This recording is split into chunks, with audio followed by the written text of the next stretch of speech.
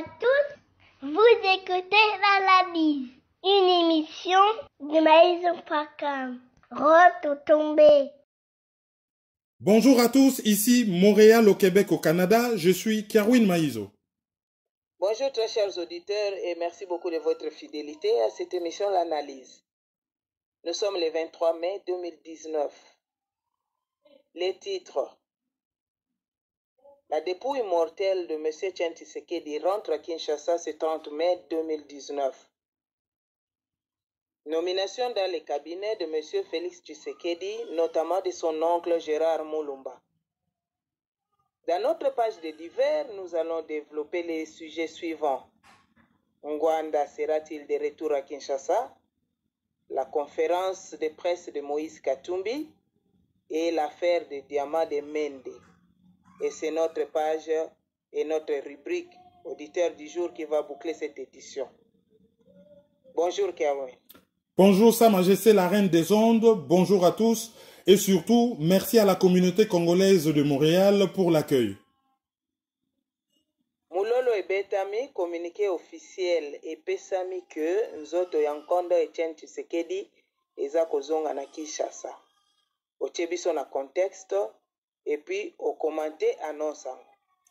Avant na répondre na motuna wana na ngai na senga bolimbisi na ba auditeur na biso ya analyse o bazelaki analyse ya le vent et yete bon ezalaki dû na problème techniquement quand même assez sérieux o ezalaki aggravé par le fait que tozalaki ko voyager yango wana to profiter na édition ya lelo pona ko senga bolimbisi boyebi biso to sala analyse biso to pesa actualité te c'est-à-dire que soki to y ata na moi retard ezo permettre bino décryptage na biso ezo permettre bino bon monde un peu plus clair na makambo ndenge ezo leka.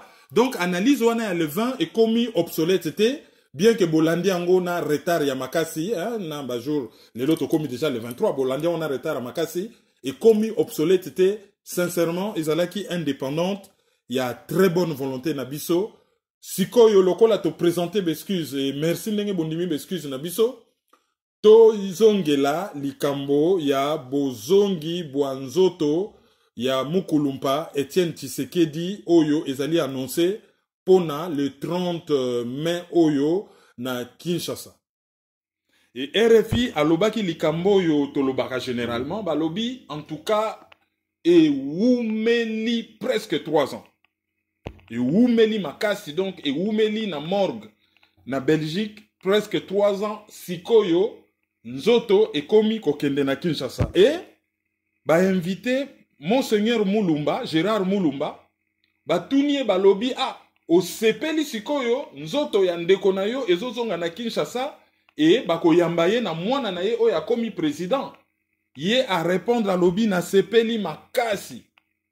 Na sepeli makasi po mwana na ye akoyamba ye na ba honneur oyo azo mérité. Po batu oyo misusu balingaki bayamba ye mais à contre-cœur.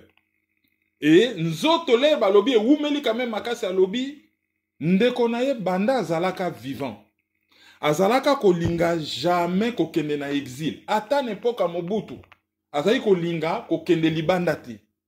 Yango wana ifale baya kokunda ye na mboka na ye. Akendaka na Belgique wana kaka na pasi po akende kozwa ba soin. Avant de continuer makambo etali bozongi ya ebembe wana il faudrait na nuto lobeloko moko. Famille Tshisekedi ba prétendaki ke nzoto wana ezozonga te parce que Joseph Kabila zoboya. Biso tolobi te ba vidéo ezali.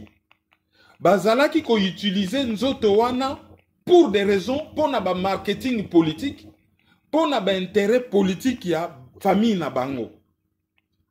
Et Monseigneur Gérard Moulumba alobite ke nzoto ezalaki kozonga te pona Kabila zalaki koboya, mais nzoto ezalaki kozonga te po soki ezongaki na era Kabila, Kabila alingaka boya te alingaka yamba ye.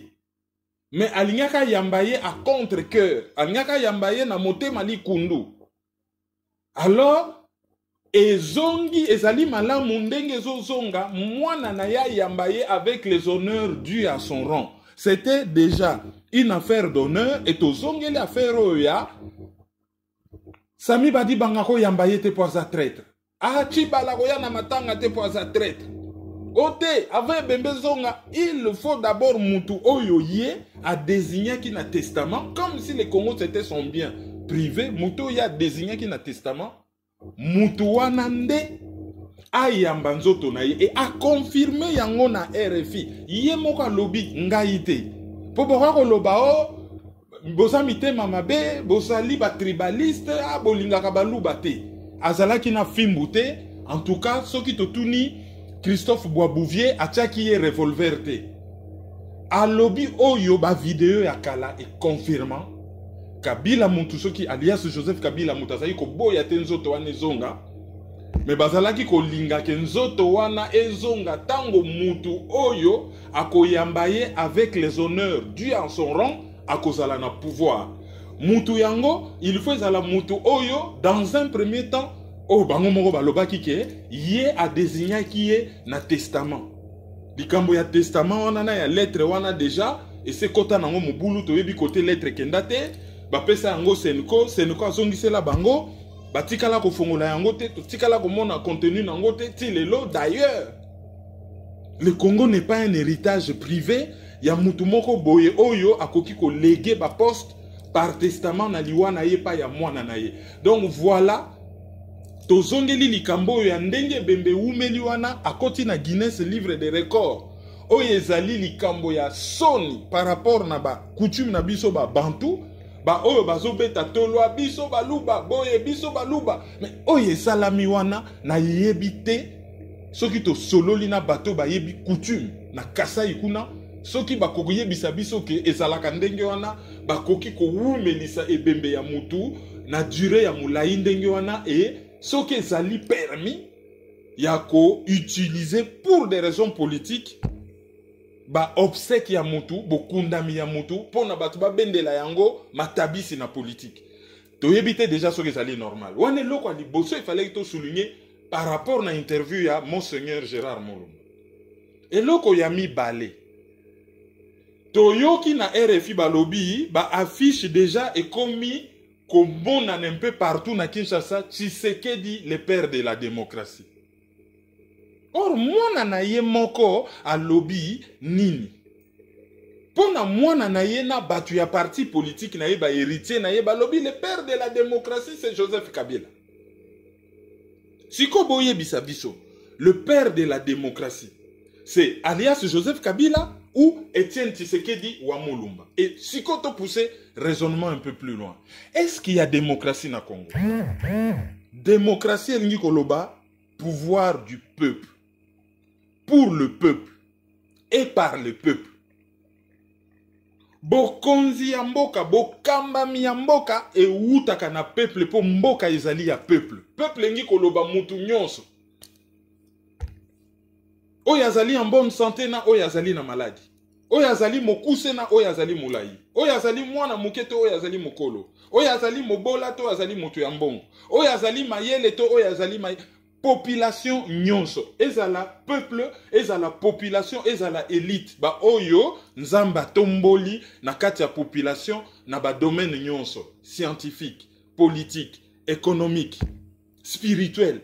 Bangwana babengaka bango ba élite bao bazali na mutu po na bakamba ba misusu et na c'était tout autour na bango tozali na population soko kamati élite na population et si peuple ensemble ya population ensemble ya bana nyonso ya mboka bangwana nde peuple pouvoir et utake pa na bango soki peuple apesi au pouvoir okobanda kosalela pouvoir wana pona intérêt ya peuple.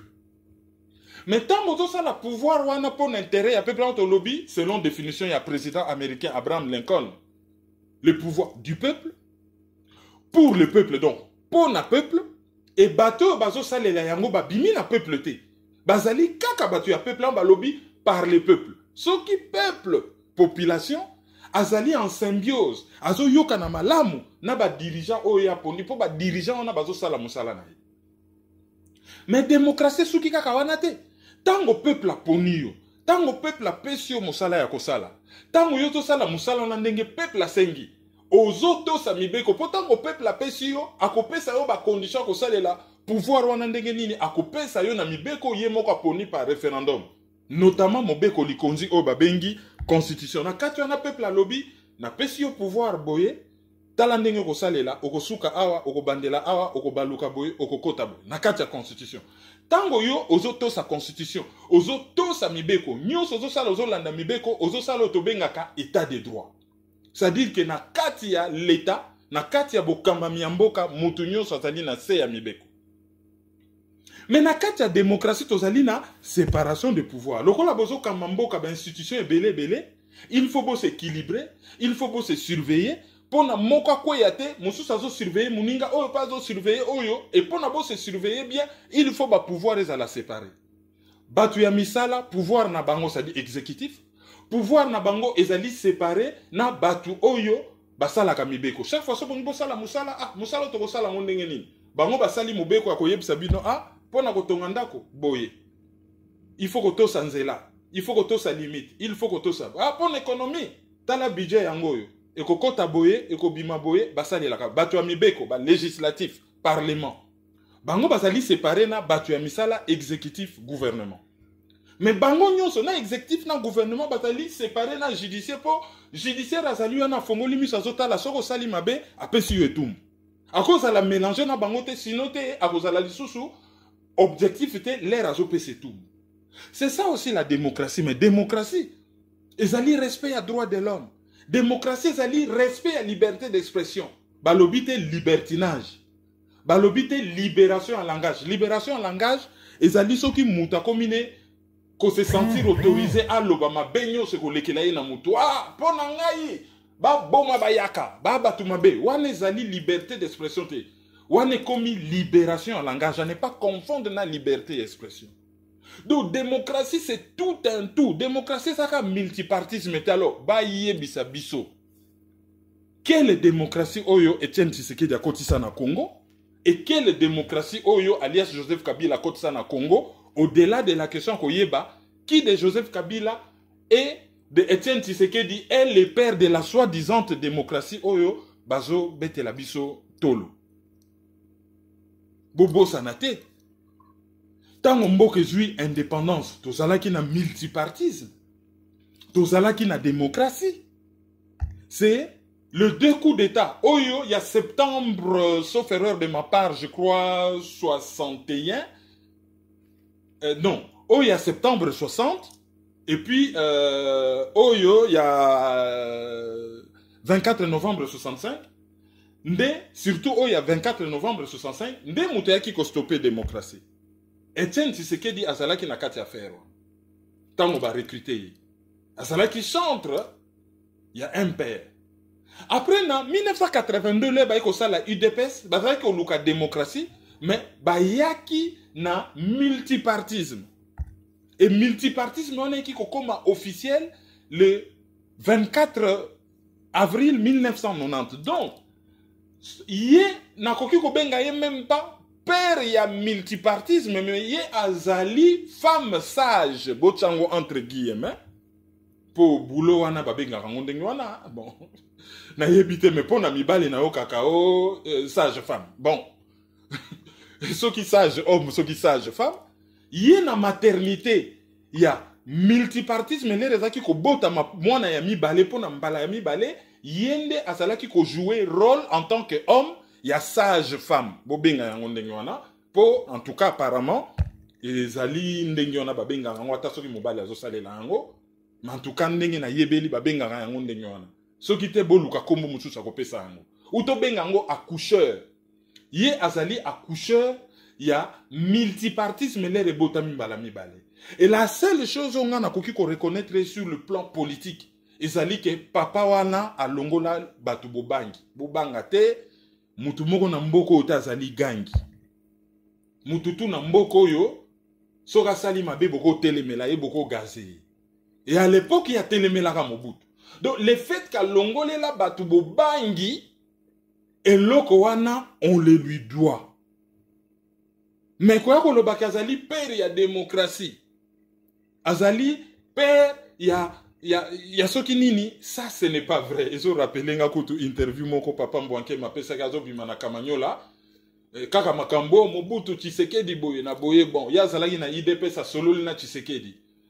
Abimi na kamanyola solo na Mobutu bachela ependa interview. Oyebi ke papa na penda répondre lokola yanke nini. Alobi makambo ya mboko yo bloqué en tout cas na ko mona mwana Tshisekedi na lobeli bon na uto bima pepa ya mwana mbalo na Mobutu na uto lobela ye kuna po mboka eza bloqué de façon pas ko lobela na ngo penzo zo mona ba père wana ko banga pende longwa na mona yi mwana j'ai vu cet enfant Tshisekedi mwana Tshisekedi na uto pe ko solo na mwana Mobutu kaka na batonde bo moninga ya wana ko lobela ye makambo mboko baba yanke. Mais yanke mususu dana bossa na kezalaka je crois ceux qui papa fana na te ngalula mpanda njila bazalaka bato babetelanga kutu lisolo balobi moko na bango agasaka Mobutu na bato etango bazongi baleke pa ya mwasi ya mususu azo betela muninga lisolo alobi biso tozalaka basi ya Mobutu na uto mona mobali na ye na bato kuna agaze ye kuna na bato bon voilà moi état d'esprit wana kolongola bobangi ezalaki incarné par Etienne Tshisekedi. Ça, on va le lui reconnaître. Mais quoi que l'Oba Kazali père de la démocratie, Wanezali Lokuta. Alors, Bato Bazo Loba qu'il a beaucoup fait pour le pays, non? Ce qui lui, il a beaucoup fait pour le pays, qu'est-ce que le pays a fait pour lui? Mboka wana etangisi na séminaire, l'époque na bango bazako futa minervalte. Mboka wana etindi na université. Bon, à l'époque, Faki y a droit et y a nakin, je crois en 1959, il y a 6 ans en 1961. Balobi Azali, docteur en droit, on n'a jamais compris cette affaire compliquée et floue. Et après, commissaire général. Commissaire général, PDG, il y a Erzaïe. Logé, nourri, blanchi. Recteur, il y a Enda. École nationale d'administration. Logé, nourri, blanchi. Ambassadeur na Maroc. Logé, nourri, blanchi. Député. Logé, nourri, blanchi. Ministre de l'Intérieur, de la Justice, de ceci, cela. Logé, nourri, blanchi. Premier ministre 2 fois. Logé, nourri, blanchi. Parlementaire, ceux qui vice-président, ceux qui... Logé, nourri, blanchi. Opposant avec un statut. Et de ce côté-là, on peut dire qu'il a souffert. Si il n'était pas l'ami de Mobutu, ndenge toyoka ki na matanga, Maman Bobi Ladawa lobi, camarade monene ya papa na kokaki kozanga na matanga na yete. D'ailleurs, ndenge balobaka, ça n'a jamais été démenti, peut-être eza lokuta ou pas. Je vais faire cet effort-là, ya ko vérifier auprès ya bana Mobutu parce que je suis en contact. Je peux être en contact avec quelques-uns parmi bango. Toyoka kake, Mobutu azalaki parent ya baptême, ya Félix Tshisekedi azali donc filleul ya Mobutu. Tout comme Etienne Tshisekedi azalaki parrain ya baptême ya Konga Mobutu.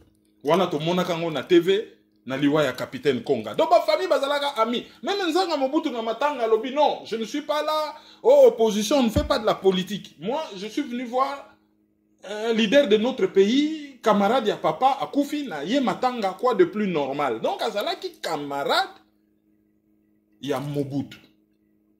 Alors Mboka epesi tout, a occupé ba poste, a occupé ba misala. Donc, dans une relation gagnant-gagnant, Mboka epesi yo, le kumu, un certain niveau de vie, yo popesi Mboka, ba compétence na yo. Je ne vois pas ce qui va considérer Ango comme un fait d'arme. Alors, quel est ce sacrifice que oyo ye asala na Mboka? Na lobi ke ye, a lomola ba Congolais bobangi. Ça, il faut le lui reconnaître. Et l'oko ami balé, Boye azali parmi ba leader politique congolais oyo alingaka luxete. Niveau ya ba grado ya occupa, akoye ko fana na mwanda ko azali ko sana ona limitete. Il fallait kene na ma campagne ba villa lokola ba tatatu, mais même kiungo lobby aye baka ko compter mbongo te. L'air alobaki boye na mi reconnaître pour bato ba yebinga ba yebike, j'ai des relations mbongo kutondier na banga yango on a quand même pas ils allaient un peu moi musika na ngai Roger Moussanja se kakangane loko wana Willy Lokasa pa lobi mais tu as peur de la richesse ou quoi? Tango ba lobi ke Etienne Tshisekedi azalaka ndenge wana je me suis un peu reconnu na salaka na moi ba rapport moko assez distancié na mbongo. Les ba lobaki boye au moins je me suis reconnu en quelque sorte. Donc, oyo balingi ba koko misaye héros na makasi. Et loko wane ko simbati. Mais loko ezo choqué. Tango kesi à l'état ezali vide. 10 millions de dollars pour un mausolée. Tu vois, j'ai à Congo, hein. Bogo tcha tala kabakata na chiffre pour batubalia. Mais même ceux qui batango basali ba surfacturation.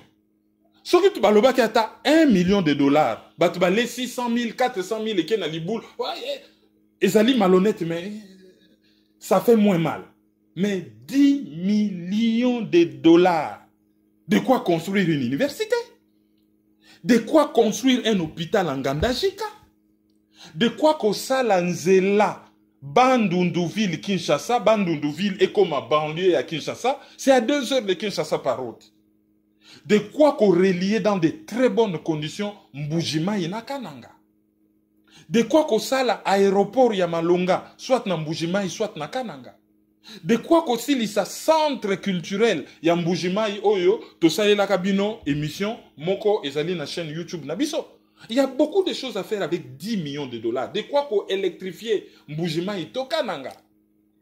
De quoi Kotonga, je ne sais pas moi, une bonne école ou hôpital Yamalonga na Mbandaka. Il y a beaucoup de choses à faire.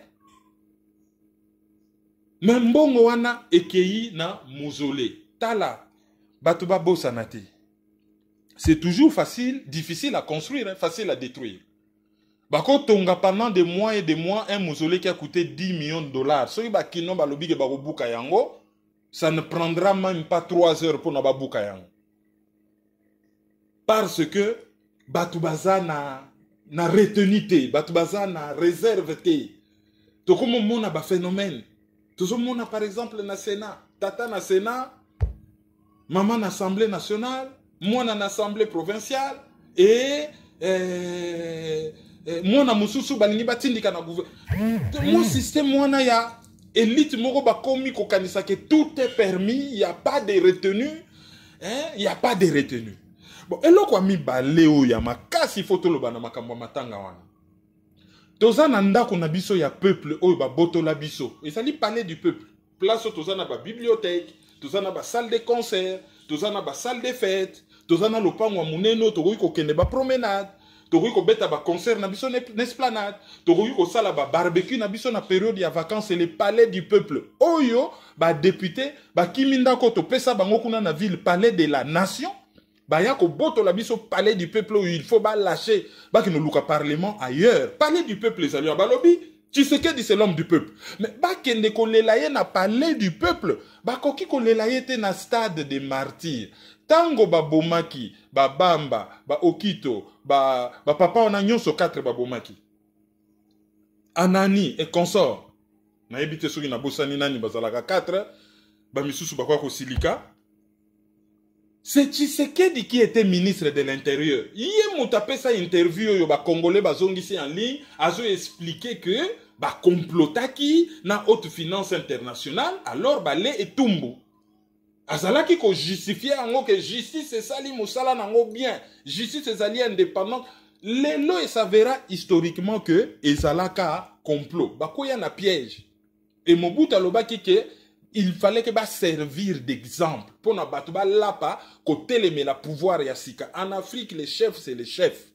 Ceux qui chef à lobby a tché ordre que pendant 5 ans ba politiciens botika ba makamuna bino armée ensuite pouvoir bino ba politiciens vous n'avez qu'à tirer votre plan. Il y avait personne à koka ki koya côté les mela. Lokola bango ba meka ki côté les mela ben Bako ici, on a piège et balé et tout. Yé en tant que ministre, combo naïe, même s'il n'a pas de responsabilité, je vais dire trop direct, mais en tant que ministre de l'Intérieur et membre d'un régime, Oyo a revendiqué Kiango, il est quelque part responsable pour à l'époque, quand il n'a pas démissionné, que bon, ok, non à l'étranger, que bon, naza d'accord na likambo ote, je démissionne ou na lingité na revendiqué en ote. Alors, ba famille ya Batouana, place ba tonga stade eza place ba bomaka Batouana. Stade wana kombo nango stade des martyrs de la Pentecôte. Ba kataka na mukuse stade des martyrs. Tango ba tchaka kombo stade Kamanyola batu ba telemeli yango ba tche stade des martyrs. Et Bembe ya Tshisekedi ko ya place wana te, c'est un des protagonistes. Au débat, bazalaka ba martyr te. Bon, bazali ba victime de la République. Soki bolobio baso ba martyr te. Tokende na nous débat na kutu to benga bango entre guillemets victime de la République. Et Bembe ya Tshisekedi ko ya wana te pona français na criminologie balobaka. Le criminel revient toujours sur le lieu de son crime. Ezali devise, pas devise, ezali principe yebana na criminologie. Vous avez que ezali on dirait baye ko boma lisusu ba martyr wana mbalami bale. Est-ce que bakokaki ko mema nzoto ya Nkondo Tshisekedi ailleurs te, il fallait que ba mema yango kaka wana. Est-ce que ezali provocation te? Si qu'on retour y Bembe wana ko coûter combien? Ba location ya ba avion ko coûter combien la République? Mbongo oyo ya ba t-shirt, ya ba pins, oyo gouvernement sa bimisaki, oyo ezalaki destiné na matanga ya liboso. Mbongo wane kenda wapi? Qui va faire la comptabilité de cet argent? Combien ko bimana caisse à l'État? Et pendant 3 jours. Après to ko kota na ba débat na biso ba congolais. Nani akoya na matanga nani akoya te. Po ba niba chaneti lisi lokola ba musicien, mutu tel akoya te pona ye a trahisaka l'enfant prodige. Yé a wele la poste. Fayoulou azali quelque part sur le plan politique, enfant spirituel, ya Tshisekedi. Donc yé pas ko ya lokola mobaki, qui sur le plan politique est beaucoup plus tshisekediste que Félix Tshisekedi. Bango pe ba ko ya. Est-ce que police a ko contrôler batuna bango wana ba yeba bango na violence? Basali la biso kuto biso to melaki masanga champagne. Comme si bazana ba preuve que to melaka masanga. Pour l'éducation na bino ya mabe wana bomelaka masanga so muta kufi biso tozo réfléchir na liwa ya mutu que voilà akufi azalaka personnalité publique. Qu'est-ce qui s'est passé? Akufe lindenge nini? Tango akufaki azalaki na batu hôpital. Comment se fait-il que juste après liwa na ye médecin na ye mi balé ba se retrouver na gouvernement? Pourquoi il faut basa la autopsie? Ba responsabilité ce qu'akufaki to ba assassinat qui est.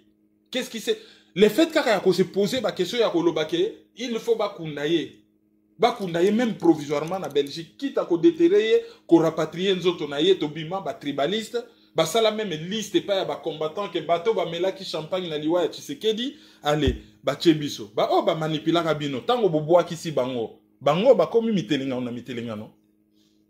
Donc là il y a ensuite tout un débat par rapport na matanga ndenge ko salama hein bateau yo bazo lukaba komisaye héros na makasi parce que yenaka longi bazalaki impliqué d'une manière ou d'une autre na liwa ya Lumumba et que Lumumba comme héros alors balingi ba rattraper coup bango pe bazalana oya bango héros ba sauver Tshisekedi Kalonji Mulopwe l'empereur na Tshombe groupe wana nyonso oyo ba se rangea ki côté ya impérialiste ya bato yo il fallait ba séparer ba katamboka ndambo ndambo oyo ba bundisa ki ba nationaliste ba Lumumba malheureusement ba Kizenga ba Mulele Pierre bango bazalaka ba nationaliste. Donc groupe wana nyonso ba nationaliste ba soit héros na bango sur le plan national c'est Lumumba et sur le plan international toza par exemple na Che Guevara tozali na Simon Bolivar. Simon Bolivar a libéré l'Amérique latine. Et a libéré l'Amérique latine pour nanini parce que tango Kimpa Vita telemeli ba portugais, c'est ce qu'on m'a raconté dernièrement par le pasteur Melo. Tango Kimpa Vita telemeli ba portugais. Ba tumbiye publiquement. Tango ba tumbiye, ba tunaye bangi ba se révolter, ba maîtriser bango, ba tindi bango nyonso, ba na réclusion, ba reclure bango na Amérique latine. Ndenge banglais bazako boaka ba tuna prison en Australie, allez ba relégué bango en Amérique latine. Bango tango ba komi kuna ba keyi ko pelisa moto ya révolution. Bango nde ba bazalaka na sima ya Simon Bolivar oya ki ko mener ka bakata na révolution bolivarienne oyo après il libéra Amérique latine. Wanezali moi discrétion tout ça li, mais c'était important de souligner. Donc tango quand on est ba nationaliste, ozui batuneti ba Kwame Nkrumah, ozui batuneti ba Sékou Touré. Lumumba tango akei na réunion ya Accra bwa komi boyo. Nous on est maltraités par des Belges à partir des ans na Congo na pourquoi même na Gombe ko komate ban Kwame Nkrumah ba yebise ba lobité yo ko revendiquer ko koma na Gombe te. Congo eza mboka na yo, yo faut revendiquer les ba belge ba kende lera wuti na réunion a Accra ko zonga boye altiki ba revendication mike a yé na revendication monene et groupe ba bateau ba telemela kiye bato wana bazo bunana lelo bango pe ba bimisa oya bango héros mais histoire ba changeaka yango te histoire ba changeaka yango te dossier oyo ya Tshisekedi ba pesa yango na maboko ya ba historien oyo ye asalaki pona biso bravo oyo ye azalaka modèle pona biso merci oyo ye asali pona biso bravo et merci mais oyo ye asalaki te baloba kasalaki esika asalaki mabe pe baloba yango pona ba génération ya sima ba tomber na mabe wana te na kozongela maloba ya Monseigneur Mulumba na interview na ye ndenge azoloba ke Félix Tshisekedi soki ayambi ebembe atata na ye akoyamba ye na ba honneur oyo ye azo mérité. Je comprends pas pourquoi azo lié ba honneur oyo ya ebembe eza ko mérité na réception par mois na ye. Moi si je comprends bien soki eza eloko moko ozo mérité eza vraiment tena différence nana zo yambo parce que mérite wana eza déjà reconnu donc eza la Tshibala eza la Badibanga eza la n'importe qui soka ayebi ke Tshisekedi a mérité honneur bakopesa ye honneur yango mais pourquoi honneur na ye wana faut eza la ka lié na mutu a famille na ye est-ce que eza conflit d'intérêt te est-ce que eza bobangi te que soki mutu a famille aza wana te pona a laver ya kotisa ye na machine à laver peut-être bako suka na situation ya bakinois bambaka ebembango mabanga kwa basambusa ngo. Oui, mais question na yo eza na sens. Po tala par exemple. Bakimangi se bataki koloba que papa Diangenda azali mutu munene, ce qui n'est pas faux. Mais bazalaki quand même surpris que mokolonzo tona ezongaki na Kinshasa certains kino baba manzo tona mabanga. Il y avait déjà un précédent oyo et kokaki kobangisa bango certaines choses. Pour ceux qui méritent ou les reconnus, on ne peut pas faire l'unanimité, mais les reconnus par la majorité, on ne voit pas pourquoi est-ce que présence Yachi Bala il n'y a que la problème. Pour bango bazo benga bango nete ba traître, mais ba trahir nani? Est-ce que ba trahir nation ou bien ba trahir cause moko privée? Or, ceux qui ba trahir cause moko privée, pourquoi sanction il fait ça là officielle nationale? Bino bo trahir cause privée, bo trahir une famille, mais bokoki ko yamba et bembe ya mutu ya famille wana te oyaza na dimension nationale. Donc quelque part il y a ezane loko moko ezo clocher.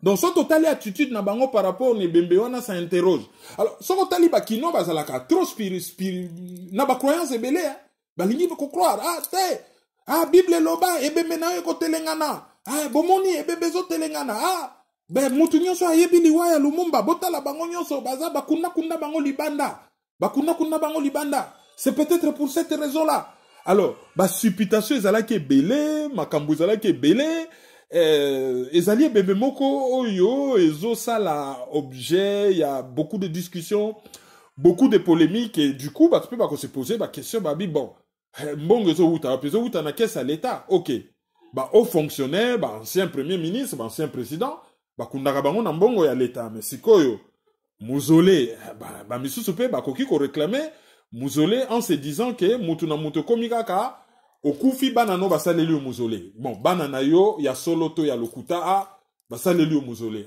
bon ye akufi muzole Laurent Désiré Kabila akufi bato ba présentaki lokola bana na ye muzole bon mukolope Félix Tshisekedi akokufa bano to monaki na ba photo bango pe nini vie na biso pe héros muzole mususu gouverneur soki ya Tanganyika Zoé Kabila pa lobaka ki père na bango souffra po na mboko po na batika ngo na maboko ya n'importe qui donc bazo considérer muto bazo benga père na bango comme héros donc mboke community moi bien moko privé moi eloko ya oligarchie moko boye baza ko s'attribuer ba titre baza ko s'attribuer ba avantage bazo tonga na ba muzole bazo kunama na ba frais à l'état bilan na bango il ne faut pas qu'on interroger il faut juste ko kumisa kobeta maboko or nous on ne parle pas ni papa ya moto Toyebi pas si y a qu'au perdre parents, et moi qui vous parle, j'en sais quelque chose. Hein?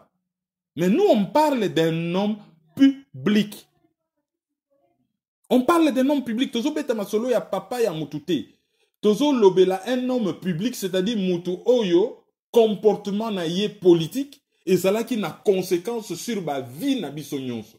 On parle de cet homme-là. Donc, d'ici Nzoto Eya, il y aura encore beaucoup à dire. Et ça, sujet moko à suivre. Toleki na deuxième sujet na biso, nomination Oyo et Salami na cabinet ya président ya RD Congo, Félix Tshisekedi Tshilombo, notamment son oncle Mulumba. Qu'en est-il au juste? Félix Tshisekedi, en tant que président de la République, a procédé à une nomination il y a 2 jours à peu près. Et notamment, la nomination est liée à Ndakunaye. C'est-à-dire maison civile, maison militaire. Alors, la maison civile a nommé Gérard Mulumba, Monseigneur émérite, Gérard Mulumba, comme chef de la maison civile. Avant to kende na muto ya nommé na maison militaire, to banana no ko analyser nomination oyo ya Monseigneur Gérard Mulumba. Président de la République azamutu munene. Intendance na ye zalaka kilo. Yangwana na ba pays mususu bazalaka na poste ya intendant. Intendant c'est qui? Mutu oyo akomandaka oyo asokipaka na logistique ya présidence. Bozan a besoin combien de mituka po bana bakende classe? Bozana biloko ya kolia nini, bakisi nini il faut, besoin nini, est-ce que présidence ekolia nini, consommer nini, biloko nyonso ya présidence, logistique, moyen de transport, et zalaka na maboko ya responsable ya maison civile. Et a nommé Monseigneur Mulumba. Alors, et loko ezo et koki ko interroger par rapport à la nomination des Alinini. Ezali que Monseigneur Mulumba oyo a koki saki âge ya retraite en tant que Monseigneur. A komeli pape ndenge mibeko esenga ke bon ngai na komi mpaka nzoto elembi na sali mingi na lingina kende kopema. Et pape pe a sali nini andimi ke azwa retraite. Muto penda azui retraite. Est-ce que ezali judiciaire? Ezali mayele ke mutu oyo azui retraite? Akende ko bandela musala mususu oyo esengaka mingi. Tous les jours, il faut gérer logistique, il y a toute une présidence. Tous les jours. Yé azui retraite. Zaneti, apesi na liboko ya gauche. C'est-à-dire, apesi, aloya, nasali mingi, na pesi, na zui droit na ya repos. Donc, apesi na liboko ya gauche. Et à récupérer na liboko ya droite. C'est-à-dire, droit na ye ya repos, oyo, droit na ye ya musala, oyo ye a cédé pour na zwa repos, a cédé na liboko ya gauche, à récupérer capacité ya kosala na liboko ya droite. Alors, autant mieux koutou, à continuer na ye kosala Monseigneur. Est-ce qu'il y a quelqu'un qui peut mater? Ou est lo kwa liboso? Donc, il n'est même pas côté, il y a compétence. Et loko ya mi balé zali nini? Ezali que, tango ye ayambi Félix Tshisekedi ayambi ba gouverneur, alobi a côté la corruption, à côté la mégestion, à côté la tribalisme. Mais, ye moko azo pratiquer o babengaka na français népotisme. Est-ce que papa leki na ye? Oyo ayebi théologie. Oyo ayebi philosophie. Akokaki koyebi sa yeta lobi non, mwana nangai, makambo yo lobaki devant ba gouverneur, soko poninga membre a famille, ata soki nazali compétent, ezali népotisme, ekobima mabe, il serait préférable que ngai en tant que papa leki nazala nanga conseiller na yo privé, spirituel, na sambele la kayo, na pesa kayo ba conseil en tant que papa azo batela mwana na ye, nazo kengela yo, nazo kengela libota, naza na ngai conseiller personnel et privé, kenaya kozala chef ya maison civile po kuna ezo senga une nomination officielle par ordonnance présidentielle. Est-ce que Nganga Nzambe na bwanya oyo toyebela ba Nganga Nzambe Awe koyebisa mwana na yeta lobi non papa, hein? Namboko yo bato bazali compétent bazali belé kamata na yo mutu mususu. Kondima on azo mona te que azo prêter flanc, azo kamata fimbu, azo pesa na maboko ya batu oyo bako beta bango fimbu ke népotisme toboyi, népotisme toboyi, talandenge ozo pratiquer népotisme. C'est juste une question. Côté ya maison militaire, wan ezali batu na ye privé. A garder kaka la plupart ya ba généraux ya armée ba misu bazalaki ba kabilisa te ye aningisi na armée bolobaki azali président pour aningisi nini chef ya maison civile militaire yo moko mutoko pona ye mutu soki apesi yo mutuka okumba eza mutuka na ye mais akoyati na kati te ko obligé yo ke na mutuka na ngai yo kaka musique religieuse. Tango zui volant comme tambola ocha musique oyo lingi. Donc pendant qu'on nomme chef à maison militaire, avant qu'on te na moto ba nommé na maison militaire, tous on a likamwa maison civile. On voit des gens qui se disent juristes qui veulent donner des leçons pour baso comme français moko ya moi bien. Boyebite chef ya maison civile ezali nini. Boya ko se plaindre pourquoi nommer oncle naye. Bo définir job, bo sali job description. Moussala ya chef ya maison civile les amis. Mais ezali mouto azo gérer logistique ya maison na ye, ya ndako na ye. Et elingi ko lobate ke lokolo azo gérer logistique ya ndako, il faut batia membre ya famille. Sokite ba décréter ka ke chef ya maison civile ya chef de l'état c'est sa femme. Ezala ndenge wana na monde. Même les États-Unis, mouto a gérer la logistique ya Maison Blanche. C'est quelqu'un qui s'y connaît en matière de gestion domestique. Il faut ça. Oui, un homme de confiance. Pour ne pas gérer maison privée. Balande la bétude ya bana na yo. Balande la bango ndenge bazo kende classe. Ba kende classe na mutuka. Ba ko retirer bango air nini. Mutu azo commander biloka kolia. Maître mo ezali confiance. Mais confiance ni ko lobate que on est mieux servi que par les membres de sa famille. Non, dans une république, ce n'est pas comme ça que les choses fonctionnent. Ce qui bongi bo défendre biloko na bino par fanatisme bo sala yango. Mais de grâce, boyo kaka pesoni, na ba biloko musu bozo koma. Ba misu ba lobiote, à s'affranchir, na zongi likam na zaki koloba, à s'affranchir, à toucher na armée, tala, à toucher na armée te. À salini, bo kende nano avant, botanga article yo, en terrain miné. Avec l'armée, Félix Tshisekedi marche sur des œufs. Ses chefs, puissants et redoutés, ont tous été nommés par son prédécesseur. Mais il n'a d'autre choix que de composer avec eux. Et ce botangi article wana, Kabila, alias José Kabila, a nommé Batu, Yazo Banga. Il n'a pas d'autre choix que ya Rosalana Bango. Et na carte article là ba décrire Batu nyonso tout na ba garde di corps na ya kaka bango na bango bata Kabila, il n'a rien. Balobi kutu na environnement wana ko lala vraiment na Kanchachi entouré à garde républicaine. Et ça facile, c'est bon. Tu vas prendre aux dernières nouvelles qu'à comment qu'on a la hôtel du fleuve Congo. Mais ce qu'on a la hôtel du fleuve Congo, c'est qu'il y a une voiture banalisée. Ozo kende ko la hôtel na cortège batutu ba chauffeur à taxi ba chege tout nini ote. Comment qu'on la kuna hôtel du fleuve? Ayaka vers 22h abimaka na tongo. Mais ayaka na cortège. Akoki kozala discrété, akoki kozala discrété. L'era ki makakuna ko la hôtel du fleuve. Akoki kozala discrété. Donc ayaka ko la wana. Si a touché na ye armée te, oh ya sali to benga ngoni. A confirmé kaka makambo yo mutune a salaki, c'est-à-dire mutasa tongi na ko pakoli peinture ya pembe, yo po ka peinture ya pembe ko baksa likolo ke ngape na chaki peinture. Mais ocha te ko changer ni. Ko to so to lobi to tala yango na liso musu se to bimaneti a komi ko flatter batwana ke na yebi vraiment ke bino bosa bato ya moto yo azaki libosa chaki bino, dayi mo ka lobaki yango en public. Ke na ko bate la bino kaka ndenge o ya salaki ndeko nango ya salaki liboso nanga za ko bate la bino. Alobaki on a kancha la vidéo existe. Siko o ya sali ezo laxate kazali une autorité que osu bata sika ya bien tout ça yo longwa. Vous allez impliquer na dossier tel boloko yo na tindio na retraite allez na nommé bato rien. Et là on y na sali.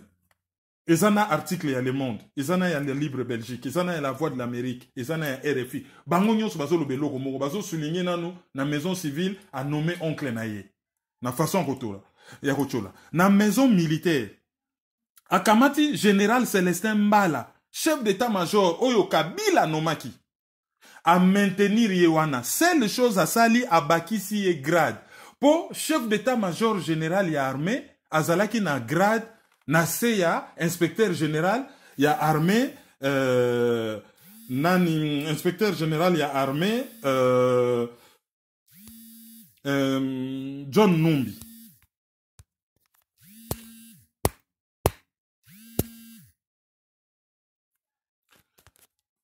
Bon, Bolim, ça, nous allons un peu perturbé par quelque chose à côté. Donc, général, Azalaki n'a grade moins que général Numbi. Alors, et là, Sali, pour à conforter, à pesayer l'issue moi ngenge koleka o yaza nango sikoyo, hein? Ben, ça peut façon, il y a ko commissariat un peu plus proche. Ah, yo Zalaki na grade tel, ngai na commission sikoyo, général d'armée. Donc, à Matissi grade. Aye qu'on nommé général Jean-Claude Yave, chef de la maison militaire naïe. Mais Jean-Claude Yave, donc Azali n'est chef d'état-major particulier, mais Jean-Claude Yave, wana, Azala qui déjà na poste, wana, Azali qui assumer intérim. Nana noma qui est? Azala qui Joseph Kabila. Donc, Azali naïe rien. Mais c'est le lot qui meki ko meka ko sala wana, Chintu Chetu a récupéré sikoyo, général de brigade François Kabamba Waka Sanda, à lobby, na seya général Yav, yo Zalawana. Donc, bozo monake asali na ye e loko moko te. Général Mbala azalaki wana, a commissaire ka général l'armée, na tike na place na ye. Jean-Claude Yav azalaki pe wana, azali ko assumer intérim. Balongoli kaka intérim balobi bon, ozali ko assumer intérim, tikala kaka wana. Or bakoka bi ko lobaki intérim na yo soki. Ezalaki intérim papa, kende nazo nommer mutu mosusu. Non. Azo banga rochaya côté boye, ba ko kanela ye, bon, alongoli intérim hein papa, ezalaki intérim na confirmer yo. Mais général Kabamba zala à côté hein, zala de biga système. Hein, zala lisu likola lisu, boga mo lisu wana, otala bango hein, sécurité ande ko notala. Donc, nous surtout là qui sait que ce président n'a pas de pouvoir. Ce président n'a pas de pouvoir. Vraiment, moi na Congo, vraiment moi na Congo. Moi na Congo. Tant que kolaka to yebaka ke muluba mutu ya fier. Vraiment moi na muluba a komi bizimungu ya Barwandais. Ata bino moko. Toloba te. Nako recommandé le bino article à Jeune Afrique, hein, bino moko notala nyon Suzanne Kati bozo monake, il est en très mauvaise posture.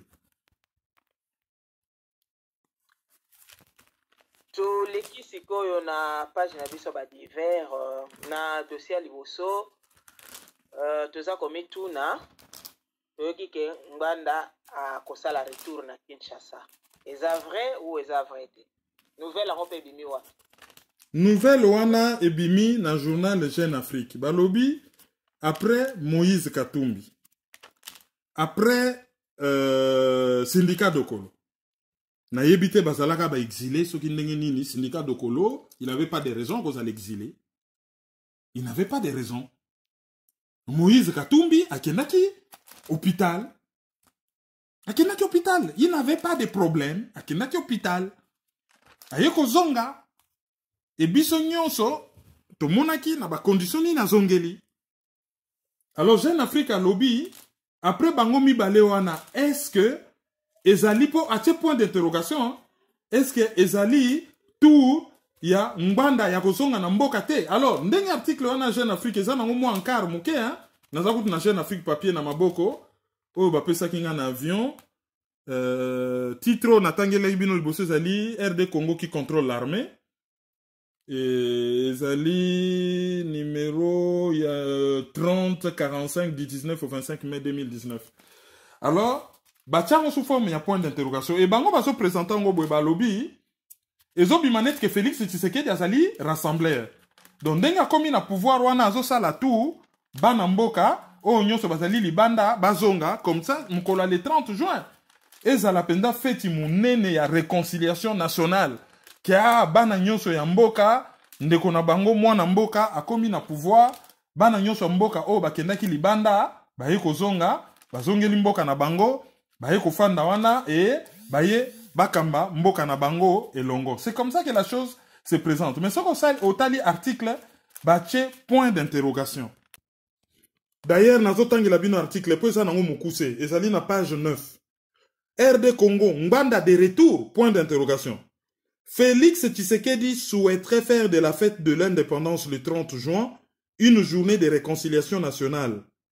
Plusieurs personnalités en exil s'apprêtent à rentrer au pays, à l'instar des syndicats de Kolo arrivés à Kinshasa en mai. L'ex-chef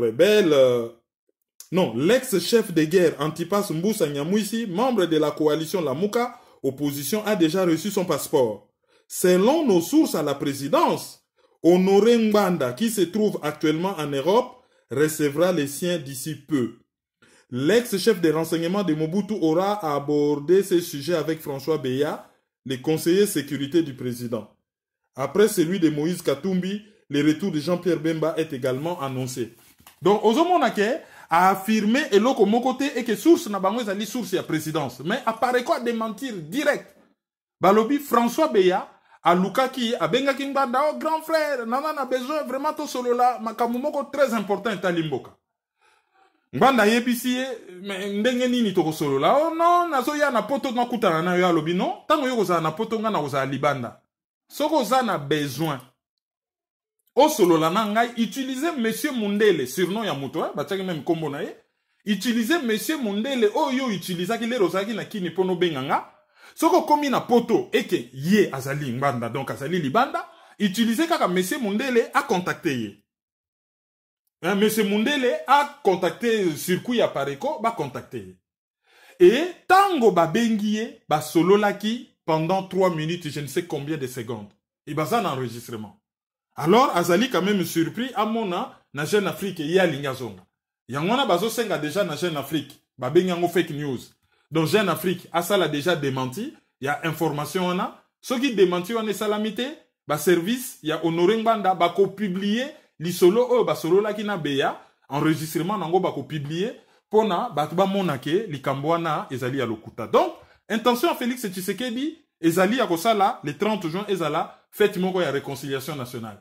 Jean-Pierre Bemba zongi, syndicat de Kola zongi, Moïse Katumbi zongi, Mbusa Nyamwisi za na passeport donc akoki kozonga. Soki Ngbanda pas recevoir passeport na ye donc yé pas koki kozonga et basali ka bakata na fête le 30 juin ya réconciliation nationale. Mais véritable réconciliation nationale. Ezali soka ndimi qui n'a pas été élu, qu'il a été nommé et que Fayulu yako kamatelo ko na yo ozande ko na ngai yako kamatelo ko na yo ngana démissionner garantir sécurité na ngai yaka zwa eloko na yo na ko aider yo to benga na bapaya et peut-être to bandela ba élection dengo lobaki d'ici 2 ans. Ngana beti moi 100 jours, 400, 500 jours, yo yaka beta moi 2 ans, to effacer les tableaux, to bander les élections à 0, biso nyonso, to komi ba héros national na yo, na Fayulu, na banani, génération oyo, et ko réparer ba erreur oyo, ba papa basala qui, c'est peut-être dans ce sens-là. Réconciliation, ça témoin ba gesso, yaka ko zonga kamata passeport, mais batu bazo zonga aner, eza toujours géré par Batuana, police eza kaka ya Batuana, armée eza kaka ya Batuana, na minembwe kuna se massacre mena ndenge ya kosakana te na beni batu bazo continuer kokufa ba bomaki mwana moko ya muke ya classe soki Gédéon bomona ngende ba betaki masasi. Donc nyonso na tout ozo mona ba enlèvement izo continuer ko benga batu na environnement wana mutakinga kati afandi na yenye po batu bakimate po objectif ezali batu nyonso bakota na kati ya nas l'air bakokota yesiko en tant que lion. L'air moutounyo sa koti na kati ya mutambo a bondir, a dévorer batutu et a damer même moutou à la présidence. C'est ça un peu l'astuce. Ko benga batuunyo so, plus boza libanda, bozo tchabiso kaka po souka en opposition na batouan ezane libanda. Alors boya ko kota na kati, comme ça to gérer bino bien, et atika ko jouer jiwana pour le compte. Ya moutou ya kingakati l'homme venu d'ailleurs. mais a joué penda rôle ya mwana mboko oyo alingi tolongwa na boulonnage mais tokende na véritable déboulonnage. Mais sikoyo, quand on parle de syndicat de Kolo, baza kotanga ba politicien, et pourquoi batanga kaye? Ce n'est qu'un homme d'affaires, et puis azaki nangola, alongwa ki pays na ndenge ya mabete, soki balandela ki na likambo privé, tali wa makambo na bango ya ba lupango. Pourquoi mbalamoko, quand on parle des hommes politiques, de l'élite politique du pays, on a toujours tendance babamba bango, parce que bango bazana accès na ba média na ba cabinet à ba lobby basa la image na bango ou quoi. Et puis je n'arrive pas à comprendre limbole la biso un peu situation na ekomi bongo ndengene. Puis mbusa nyamusi soka zaki na passeport, so ba pesi passeport et c'est ba boto la qui est passeport d'abord pour commencer, soka zu passeport pourquoi ezali propagande. Et puis Jeune Afrique ndenge apesi info wana oyo bato apareko babengi fake news. Est-ce que ezali ko entaché réputation na bango te na professionnalisme na bango? Pour na Jeune Afrique réputation na bango ezalaka nango entaché banda kala. Ezalaki journal moko ezalaka créé na ba réseau Foka oyo na époque ya Léopold de yende mutazalaki faisait de roi en Afrique. Et bazalaki ko terroriser moi ba président africain wana mike wana pendake soki ba kanelio na réseau wana. Bango bat bachaki yo bako bengana yo loko la mbwa ale cho ba bengani yo ba komeli yo makambo na Jeune Afrique ndenge Colette Brackman na salaka ako kome tumimboka bat bakufi ya fana na eka calme na Belgique. Alors Jeune Afrique ezaki un peu na rôle wana et après komaka financé par ba président africain moi mingi toyebi par exemple l'article moko bimaka na le Canard enchaîné Paul Kagame a payé sa kabango à peu près dans l'article $700,000, 700,000 € par an. Et bah journaliste mingi na kati bazana ba métier moko un peu toko bengango ba métier moko incestueuse na certains présidents africains oyo ezali ko entamer indépendance na bango. Alors ko lobaki réputation na bango baby mais bango bazalaka déjà na réputation moko sulfureuse. Alors pour les restes pour nous définir opposant c'est la science politique, c'est la science constitutionnelle. Oh, il définit sa opposant. Ce ne sont pas des cabinets de lobbying. Alors, quand il y a que Congo a du côté à victime, Congo, pouvoir résoudre maltraiter population, donc population il y a pouvoir, donc automatiquement, il faut aller l'opposition. Ce qui a besoin que le peuple a lingaye, direct à se positionner en opposition. Ce qui est dans le monde culturel, il faut se positionner côté victime. Pour Congolais, il y a victime. Ah, victime. Anga basalinga mabe batu ba kote la yo. Ndenge salaka na wenge BCBG na maison mère. Côté ya Jibe a benani na batebele azo bimaneti bourreau. We rason na kangamika na Adolphe Dominguez na Didier Masela bazo bima ba victime ale batutu derrière la victime. Toujours. Alors, sur le plan politique ba yebika sokoza côté ya pouvoir. Oh, mouvancier. Bazo se pela opposition balingi ma mouvancier te. Oh, kabiliste, PPRD. Bat balingi PPRD te, balingi bato baza komi benga, ya opposition. Donc, tendance c'est comme moutou na moutou fa se fabriquer réputation moko ya opposant, même soko bundi na moutou, ah te, ngai c'est parce que nazali opposant. Au moni, po nazali opposant. Donc c'est comme ça. Et, bango nyonso, bazo serve na eloko wana, or, syndicat de Kolo, il suffit par exemple kaka, ceux qui ba conditions zali réunis à investir, il en a les moyens. Abani neka ko investir, tala na tongi boy na pesi bato temps misala, même pas besoin ka bim opposant. Bato bako s'adhérer, hein, bako s'adhérer, il n'a pas besoin ya ko ça la politique politicienne. Oui, mais le dossier c'est que on parle après syndicat de Kolo est rentré au pays. C'est un homme d'affaires, azana liberté et à circulation, mais pourquoi on a fait un problème comme si Kabila interdisait qu'il y a un pays? Et si koyo tu sais que de côté à zongi na pays communication là c'est ce que tu dois comprendre quoi. Oui communication c'est quand même un peu bizarre. Ceux qui pesi moto passeport na ye au sengi passeport ba pesi au passeport ba pimela kiote ceux qui passeport na yo est expiré les ba baskila qui na passeport biométrique pardon passeport a batebele expiraki ya on est qui ko senga ke ba ke ne ko sala ba passeport misusu. Je ne pense pas que ba pimela ba ba passeport. Donc si ko ceux qui ba récupérer ba passeport na bango bazali na ba plateforme politique ba participer na l'élection donc bazali libre ya kozonga On n'empêche personne de rentrer. Même si Bazo Bimisa Jean-Pierre Bemba comme opposant, mais Azongaki comme sénateur na parlement, même ceux qui va empêcher qu'il y a Ananda kuna bango, mais Azongaki. Donc on ne voit pas qu'Ozonga naye et qu'il comme un événement na sens ni to yebite. Ba Kozonga wana nyo se zali ba non événement. Voilà, toleki siko na conférence de presse oyo Moïse Katumbi a salaki, mais eloko oyo et touché biso mingi eza vocabulaire ya sika ye abimisi. Chaque fois que ye azwaka parole, au lieu de servir ben terrain na ye, on dirait que la parole na ye a se tiraka une balle dans le pied. Chabiso na contexte et pourquoi communication na ye ezalaka toujours défaillante. Communication na ye zali défaillante parce que en tant qu'homme politique aza nul. En tant que peut-être homme d'affaires, en tant que manager sportif, il est excellent. Mais en tant qu'homme politique aza nul. Et azali entouré par ba communicants congolais ou ba yebi ba réalité à Congo oyo bazali nul. Alors ba cabinet étranger na ye wana azwaka pour na ba assurer communication na ye ba yebi ba réalité congolaise te. Et tango bango bazo kamata ba connaissance na bango à l'occidental bazo linga ba ya ko greffer yango et pas y a comportement na ye oyo y a quelqu'un qui vit au Congo et autres a toujours un hiatus. Ba yeli batu likambu ya opposition républicaine. Par opposition na opposition radicale. Mais ça veut dire quoi? Opposition républicaine eza nini?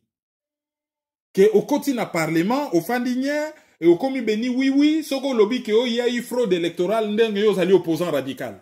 Soko so revendiqué, pour la définition na bango, soko revendiqué vérité des urnes, au komi opposant radical.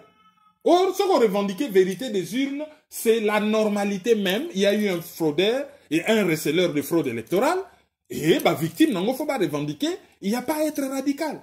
Qu'est-ce qu'il appelle l'opposition républicaine?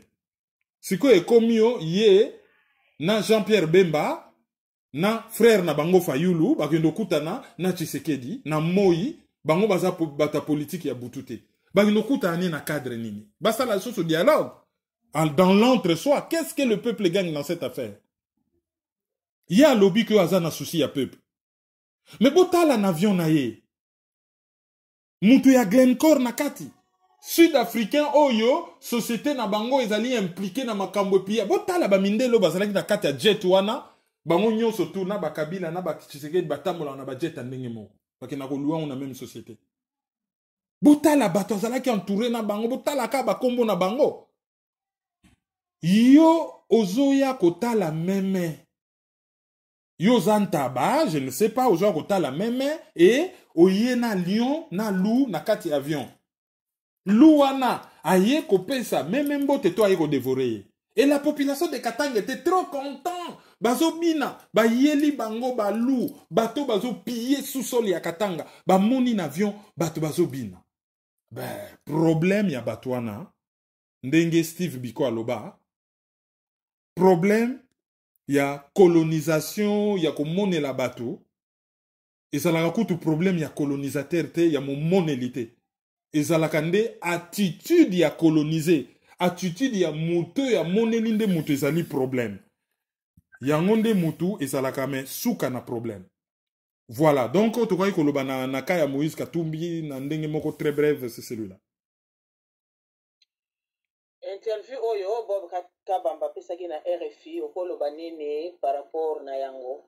Na mukuse po na kobenda analyse mulai te awutaki na kini. Afandaki kuna e azongi na Belgique. Boye bake bango bat ba comment constitution ya Congo ya zalaka proche na Louis Michel. Alobi na interview anazo expliquer ba raison oyo ba nomele Ilunkamba premier ministre. Et alobi e umbela ki ba négociation zalaki mulai selon ya zo mona netike composition ya gouvernement. Donc bazalaki ko négocier Tshisekedi a na besoin azala quand même na ba levier à pouvoir. Azwa soit ministère de l'intérieur ou ya défense et amekape ko en tout cas na mukuse azwa quelques ministères régaliens ou ya pouvoir. Circuit ya mbongo azalo mo na ministère moko, circuit ya sécurité azalo mo na ministère moko. Il y a une négociation ezalaki mulai. Mais ce que tu as l'air gouvernement kobima. ye moko ilunkamba wana tozomona azo remercier bato PPRD tozomona communiquer Némi Moulanya ndenge bazo sepela ndenge Kabila ponaki ye tozomona ndenge azongeli uniforme na ya PPRD ndenge azo ko afficher ba couleur na ya PPRD et tozomona ndenge bazo lobela clairement bakomi ko benga ngo coalition FCC cash ça bakomi mutu moko. Mais comme c'est Joseph Kabila qui décide azana majorité tango gouvernement ko bima tokomona akotikela bango nini akopesa bango nini tout ça tokomona. Et Thomas Lokondo a salé bango réflexion. Alobi na kati ordonnance présidentielle. Ba kamati un contrat privé ba évoqué en akati. C'est-à-dire accord entre FCC na cash et zali accord privé. Mais ba évoqué en akati y a ordonnance présidentielle ou ezali acte moko y a droit public. Et zalakate ordonnance wana soki ba lobi ba scanner yango bien et koki ko bima nul. Est-ce qu'azali vraiment obligé yako évoqué accord wana ya mabe deal wana na kati ordonnance présidentielle oyo ye azo nommé ilunkamba. Ça c'est grave. Alors bato yo bazo lela basisi na ko lela te tango gouvernement ko bima ba ko lela. Et soki basisi ko lela leur gouvernement ko bima tango ba ko nommé président ya Sénat o balobaka la boucle est bouclée motamba mpuku penza e kwei na kingo ya mpuku ba. Après siko babandisiko ko dérouler agenda na bango ya ko chasser na pouvoir calmement penza ba chasser na miso ba congolais et ba ko comprendre que alternance salama kité ezala ki simple remplacement provisoire a chauffé kaka kiti le temps que Joseph Kabila a se retrouvé dans ba conditions constitutionnelles ya ko rebondir ya ko zonga na pouvoir. Toleki na sujet mususu ya page na biso ba divers ezali nongo na inongo. Ben inongo bana ba découvrir pétrole, diamant na or na sous-région ya Mai-Ndombe, ba bomi na Yumbi. Bon, bazo yoka Gentini Ngobila comme renseignant. Même pas comme soki tem, non, renseignant. Yé mokonzi ya province oyo atindaka officiellement ba militaire ba kende kuna bazo yoka ye comme un simple renseignant. Alors mikolo na inongo masa c'est comme beta moi trop et ça en fait trop. Militaire a koti na kati ya wewa aboyi ko futa mbongo tango aboyi ko futa mbongo wewa lobi non ezali activité na ngai privé za ya l'état te futa abeti masasi tango ba wewa batomboki ba militaire ba beti masasi mutu moko akufi et tango batu bake ko kunda ye mobulu ebimi ba ko kunda ye soka côté ya banque bobomi mutu ale ba militaire gâchette facile pas formé ale brrr et komi makambo ya masasi na oshe masasi beta mabe na lebama masasi beta mabe ba massacre batu na Yumbi mabe ba boma batu na inongo mabe élection ya gouverneur ebimisa matata mabe tala masasi komi trop na sous région ya Mai-Ndombe pona nini côté nyonso minerezo monana il faut batcha bat na bobangi ke soki kaka bo tomboli musa atalika ba ko beta bino masasi l'air ba société minière ba ko piller mboka ba ko polluer mabele ko futa batute na ba usine ko exploiter ngo sauvagement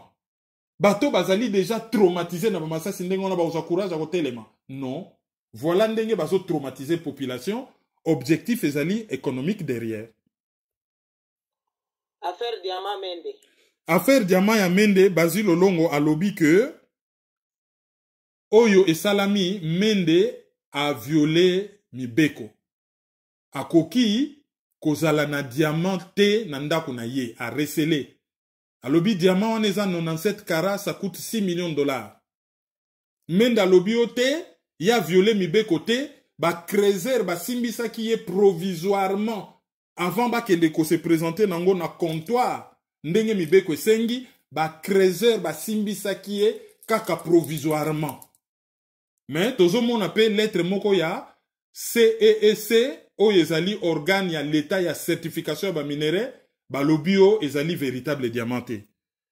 Na betelaki bino masolo ya CEEC wana na Lubumbashi niveau ba longola ki PDG ya kala niveau ba yeko la PDG ya sika et niveau bazo piller caisse ya organisme wana et comme loka et travailler bazali impayé.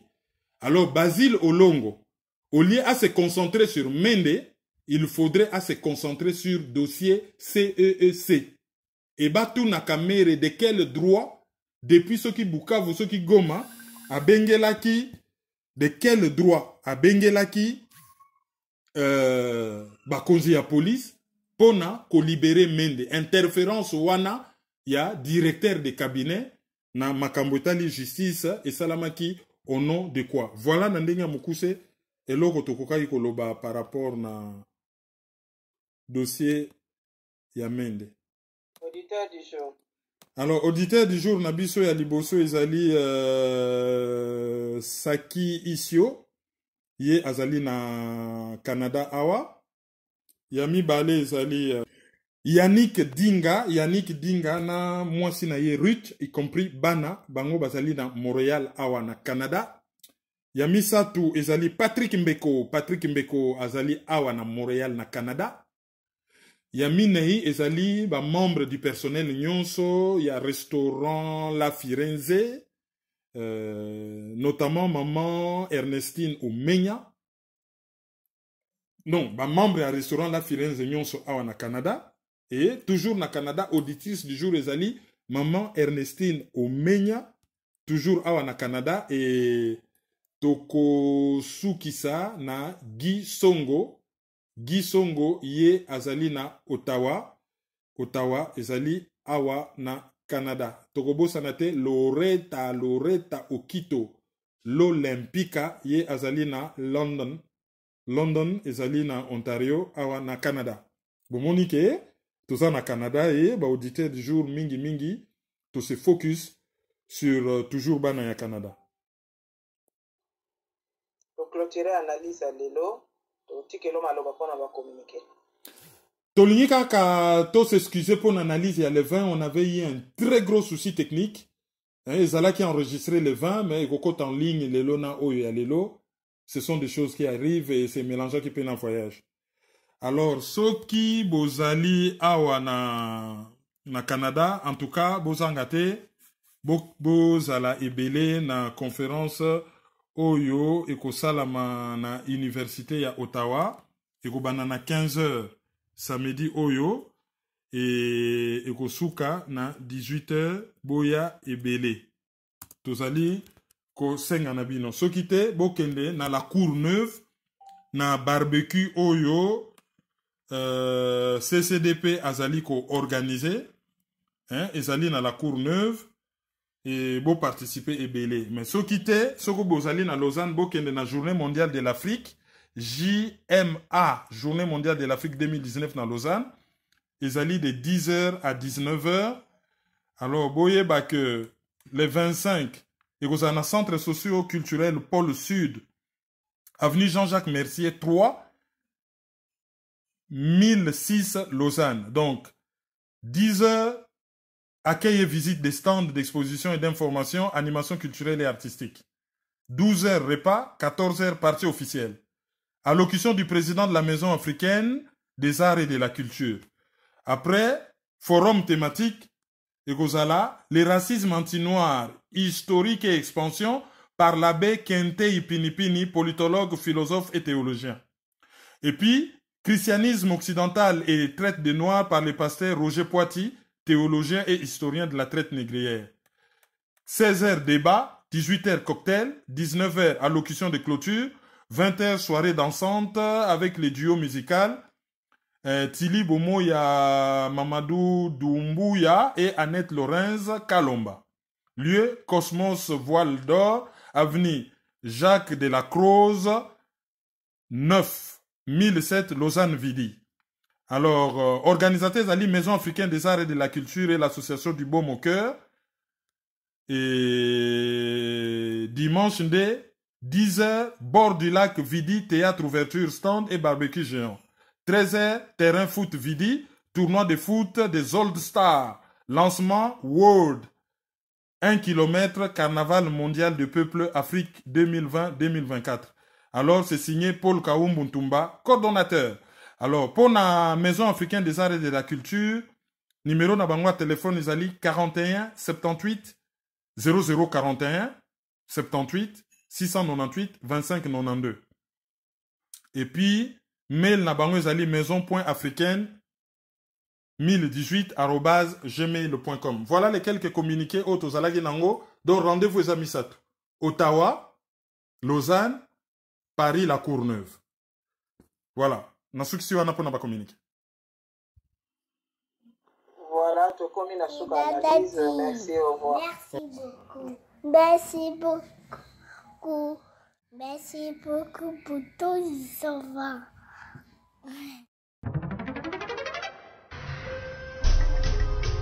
Yo, petit à petit, Kermine implique Banakin. Tout à ici, tout à par là, tout à autant. Tous les milliers qu'on fout là. Peuple congolais. Yo, qui n'a le toza ba colocataire? Oyo ezali colocataire. Qui n'a le toza ba colocataire?